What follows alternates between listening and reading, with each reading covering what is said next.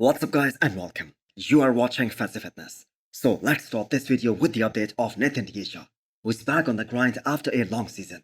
So Nathan did a total of 3 shows this year, and he won in Portugal, beating William Bonac, and secured his Olympia spot as well. But I'm not sure whether he wants to do the Olympia or not. And I have to say the man is very logical in making this statement. The thing is, there is a lot of money all these top pros spent, while these guys are prepping for the big show like Mr. Olympia.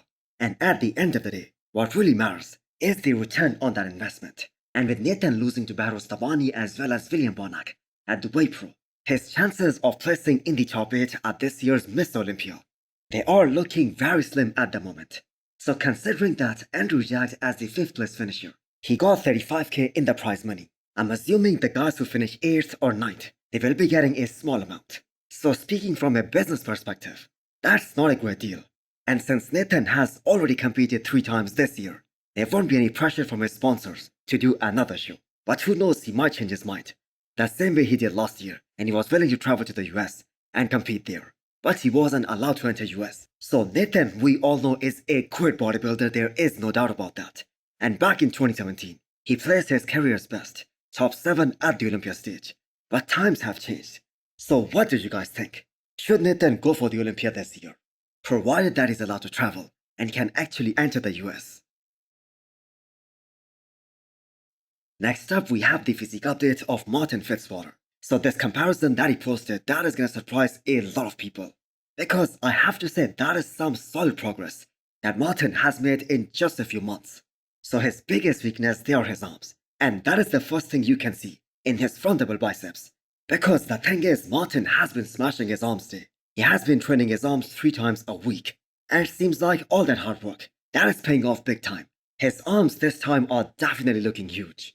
Plus his quads also got bigger overall. And even in terms of conditioning, he looks to be in a great spot for 9.5 weeks out of his Olympia debut. So can you imagine, if Martin shut the season down after winning Detroit Pro, his stocks won't even be close to what they are today. And the reason for that is his insane performance at this year's NY Pro. Because that was such a solid performance that he was able to push one of the best in the world. And that is the mutant Nick Walker. And Nick got away with the win by just 1 point. So Martin not only has great shape and amazing aesthetics, he now has great size as well. Plus, he is able to come in super shredded and extremely hot as well. And that makes him a very solid contender for the top 10 at his Olympia debut this year. So we know he wants to be in the first call out, which by the way many of us believe is gonna be next to impossible. That is gonna be really hard. But he is definitely bringing his best in another 9 weeks time. If we have to guess what show Patrick Moore is doing this year, since he keeps dropping all these hints, it's almost time to show the bodybuilding world the 2.0 version of Patrick. I think he is gonna do Legion Sports, which is happening in about 7 weeks time, and that is gonna be against Brett Wilkin. And let me make this one correction here. The Legion Sports, that isn't an Olympia qualifier for 2024. So whoever wins this show, he is gonna take the maximum advantage of having a very long off season to make the maximum amount of improvements for the Olympia 2025. And that person is gonna be the first one to qualify for the Olympia next year. So he can take all this time off and possibly present his best ever at the Olympia in 2025. So the recent update posted by Patrick Moore on his IG, that is from 2019. And he is most probably gonna be a lot bigger than this. So Patrick Moore has always had crazy lines, small waist, deep abs. He has always been one of the most classic looking guy in the men's open. So the one thing that he has always lacked, that was the lack of size. And that is one of the major reasons why there is a portion of fans out there who to this day still believe that Patrick should have been competing in classic physique, which is actually very silly because he is roughly 30 pounds above the weight cutoff for classic physique for his height. He's literally gonna have to cut off one of his legs to make the classic physique weight cutoff. So Brett Wilkin versus Patrick Moore at the Legion Sports, that is gonna be a great battle. So Patrick definitely has the upper hand in terms of aesthetics, but we have seen Brett more shredded than Patrick in some of his last shows. So the exciting part about this battle is that both these guys haven't competed for more than 1 year. In fact, Brett hasn't competed since the Big Man Weekend 2022. So both these guys will try to come in bigger than last year. So Brett has been going through these brutal training sessions with his partner Martin Fitzwater, as both of these guys are going to be competing just a few weeks apart. So what do you guys think of this battle? Who is going to come out on top?